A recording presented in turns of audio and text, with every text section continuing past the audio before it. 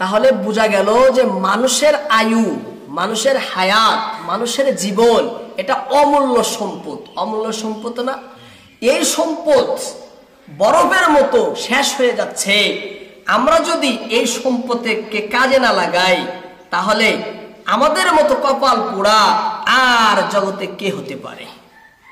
ইমাম রাজি রহমাতুল্লাহি আলাইহি এক ব্যক্তির কোল নকল করে বলেন যে আমি সূরা আছরের ব্যাখ্যা বুঝেছি এক বরফ বিক্রেতার নিকট হতে। কার কাছ থেকে? বরফ বিক্রেতা, যে বরফ বিক্রি করে তার কাছ থেকে আমি শিখেছি। কিভাবে? যে আমি দেখি এক ব্যক্তি বরফ বিক্রি করার জন্য বাজারে বরফ নিয়ে বসে আছে। সন্ধ্যা হয়ে যাচ্ছে, কেউ তার বরফ কিনতেছে না।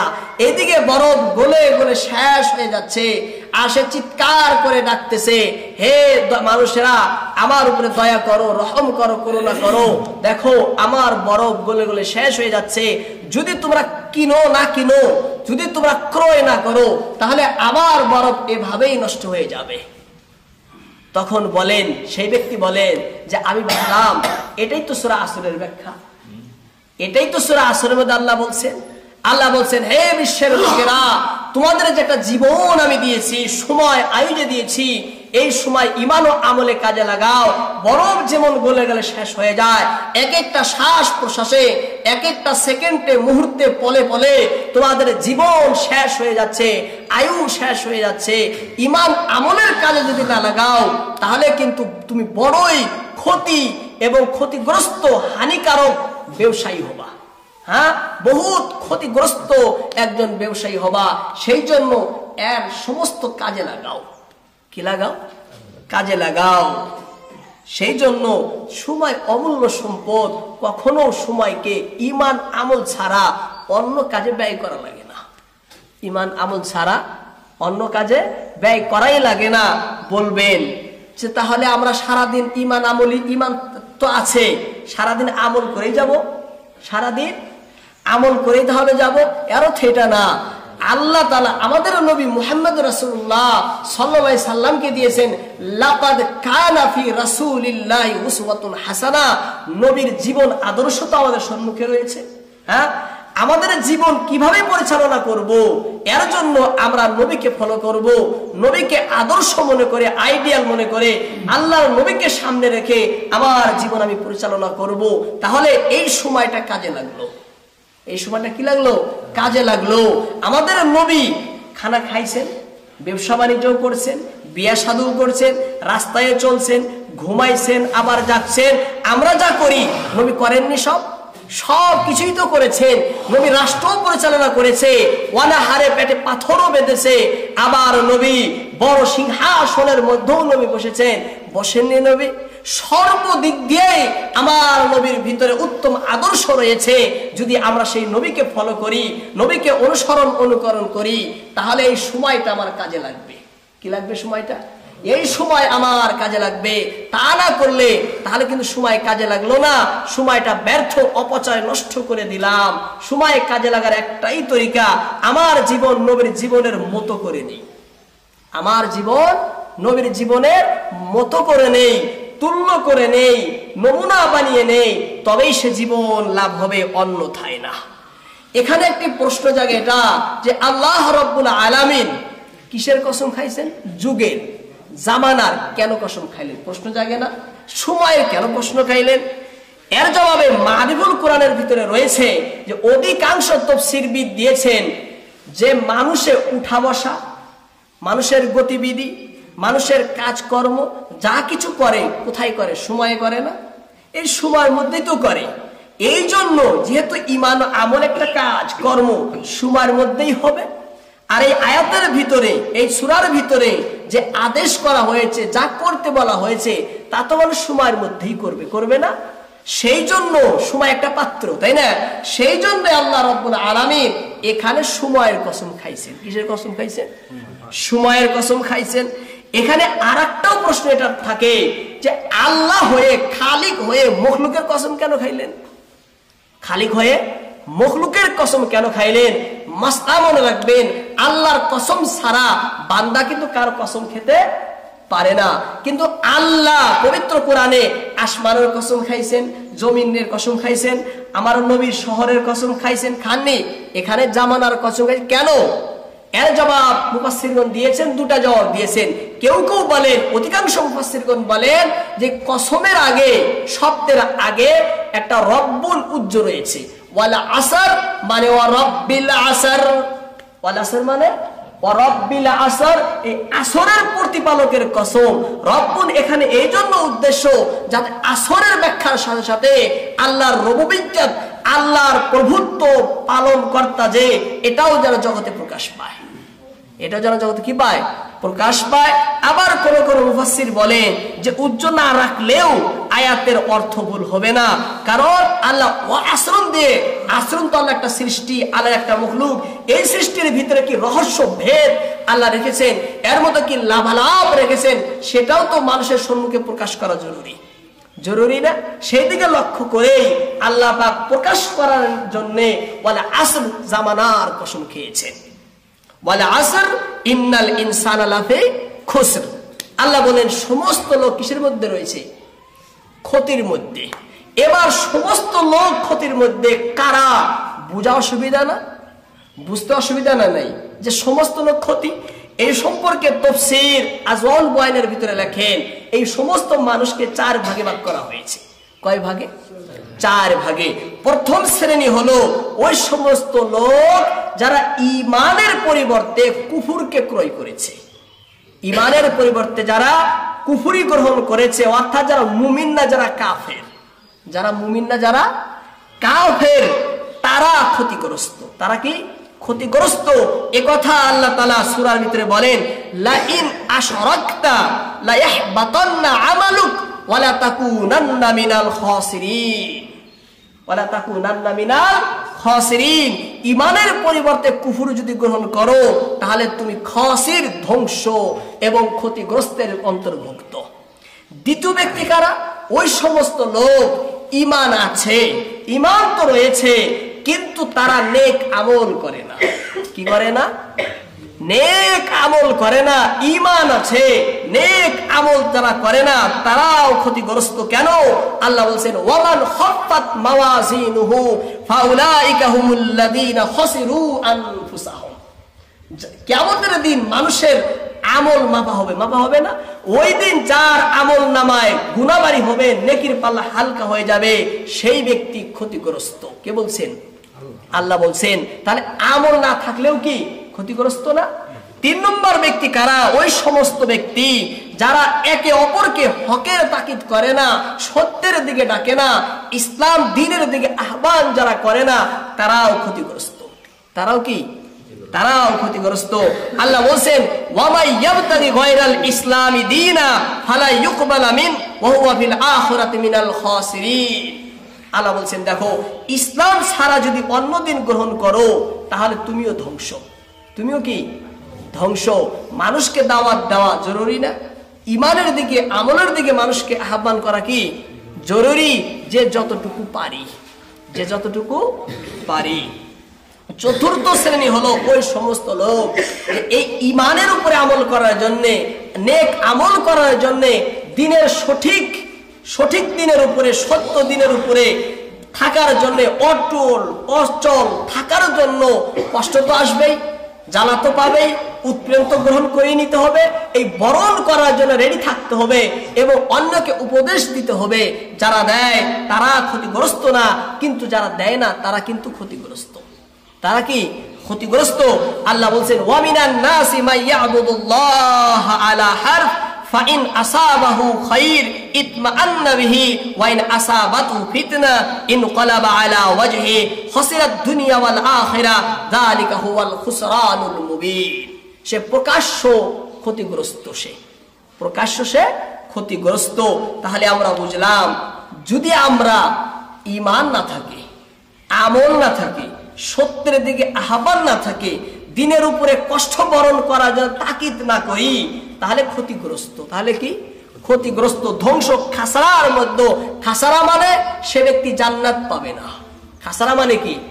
সে ব্যক্তি জান্নাত পাবে না, জান্নাতের অবদান সে পাবে না, সে দোজকের মধ্যে থাকবে, দোজকের শাস্তি সে ভোগ করবে, দোজকের শাস্তি সে ভোগ করবে। একেবারে ক্ষতিগ্রস্ত, একেবারে খাসারা। ক্ষতি মানে এখানে গাও হয়ে যাওয়া না, ক্ষতি মানে শরীরের ভিতরে ক্ষয় হয়ে যাওয়া না, ক্ষতি মানে সে জান্নাতে যেতে পারবে না, ক্ষতি মানে সে জাহান্নামে যেতে হবে। একে বলে ক্ষতি, একই ক্ষতি না? শরীরে ঘাও মলম দিলে ঠিক হবে, একই ক্ষতি বলে নাকি? ক্ষতি বলে চিরকালের শাস্তি পাওয়া, মহাস অপরাধ করার পরে যে ভয়ঙ্কর শাস্তি গ্রহণ করতে হয়, একে বলে আসল ক্ষতি। একে আসল ক্ষতি বলে না? এটা হলো মূল ক্ষতি। তারপরে আল্লাহ বলেন, দেখো এবার ক্ষতির থেকে বাঁচতে চাও না, এই ক্ষতির থেকে রেহাই পেতে চাও, যদি পাইতে চাও তাহলে শোনো, ইল্লাল্লাযীনা আমানু ওয়া আমিলুস সালিহাতি ওয়া তাওয়াসাউ বিল হাক্কি ওয়া তাওয়াসাউ বিস সাবর। যদি তোমরা এই ক্ষতি থেকে বাঁচতে চাও, যদি আখিরাতে এবং দুনিয়াতে যদি সার্থক হতে চাও, বিফলতা থেকে বাঁচতে চাও, তাহলে 4টি কাজ করো। কয়টি কাজ? 4টি কাজ তোমরা করো।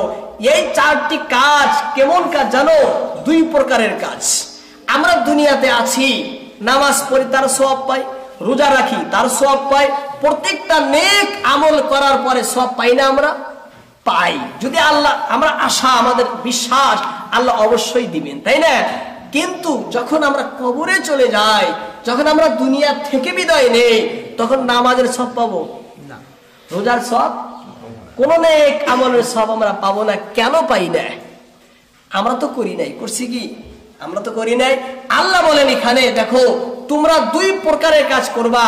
এক প্রকারের কাজ এমন দুনিয়াতে করো যে এই দুনিয়াতে যত দিন বেঁচে থাকবে তার সওয়াব পেতেই থাকবে, পেতেই থাকবে, পেতেই থাকবে। হ্যাঁ, যতদিন বেঁচে থাকবে। দুনিয়ায় থেকে যদি বিদায় নাও, তবুও কবরে যাওয়ার পরেও তোমাদের সওয়াব বন্ধ হবে না, তোমাদের নেকি বন্ধ হবে না, তোমাদের পুণ্য রাস্তা রুদ্ধ হয়ে যাবে না।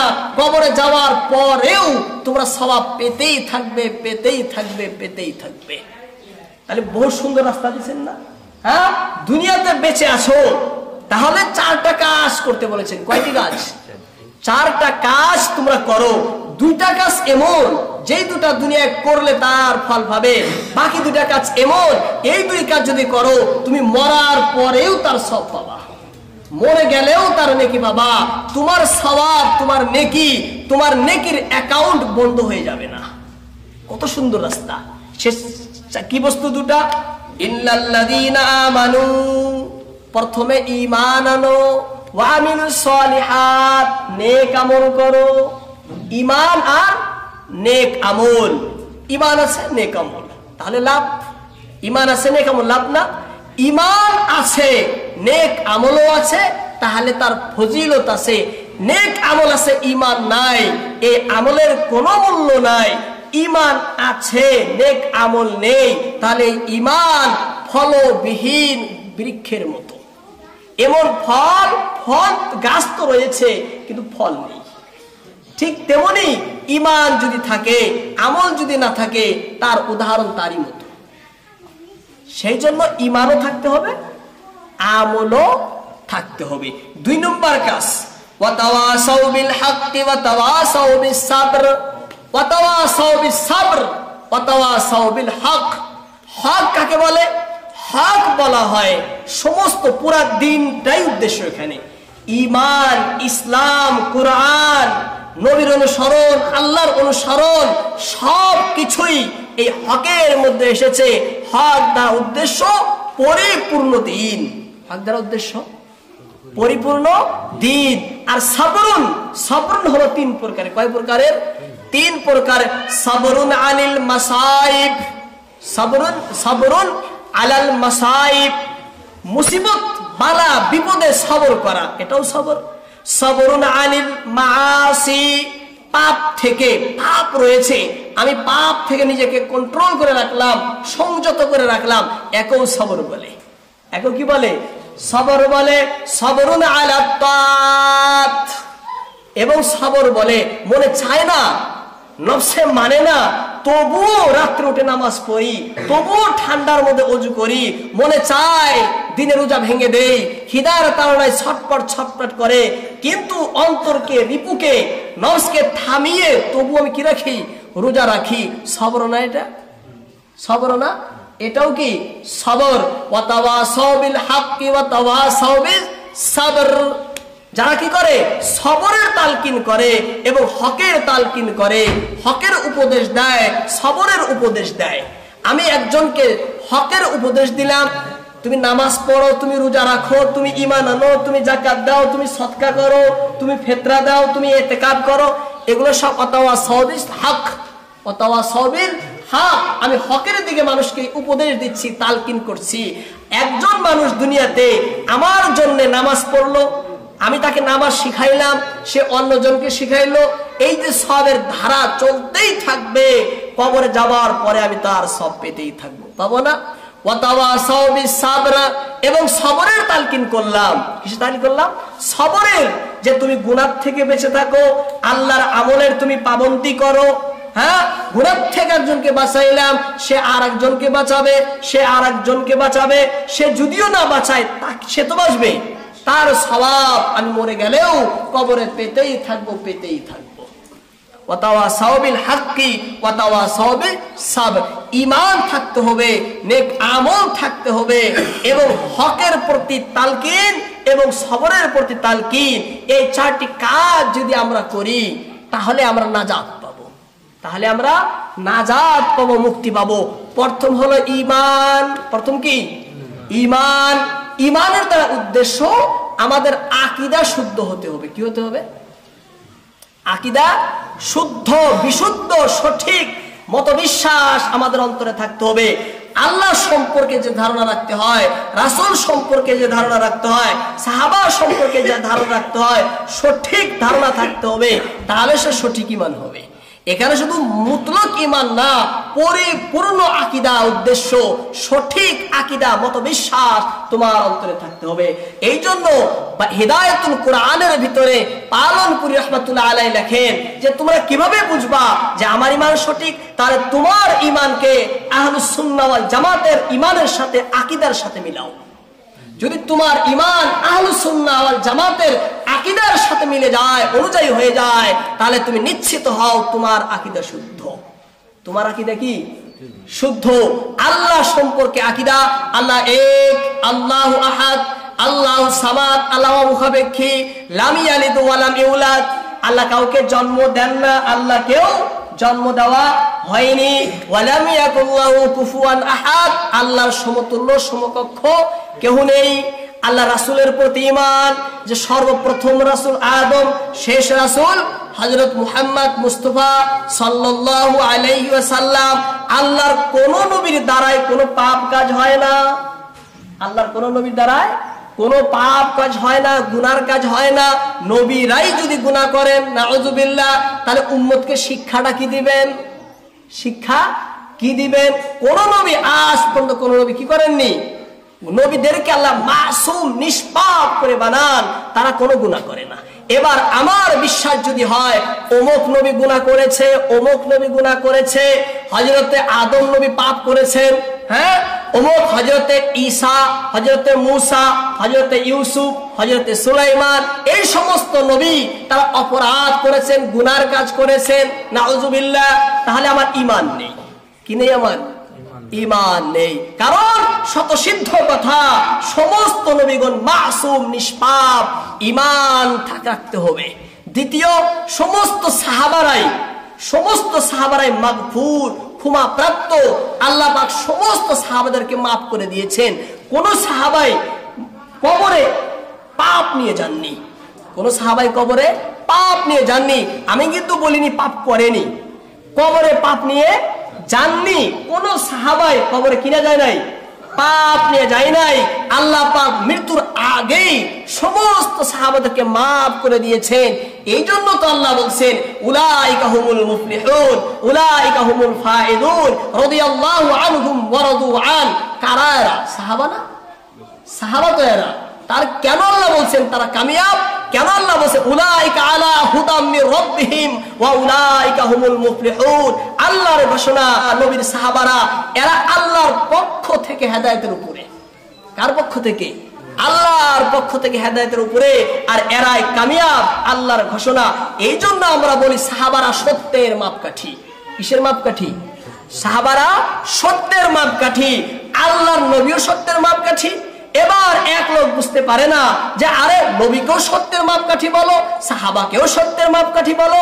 সত্য সত্যের মধ্যে পার্থক্য রয়েছে। আল্লাহর নবী সত্যের মাপকাঠি, এর অর্থ হলো আল্লাহ যেইভাবে নবীকে দ্বীন ইসলাম ধর্ম দিয়েছেন, নবী সেইভাবেই পৌঁছাইছেন, এর মধ্যে কোনো কম বেশি করে নাই।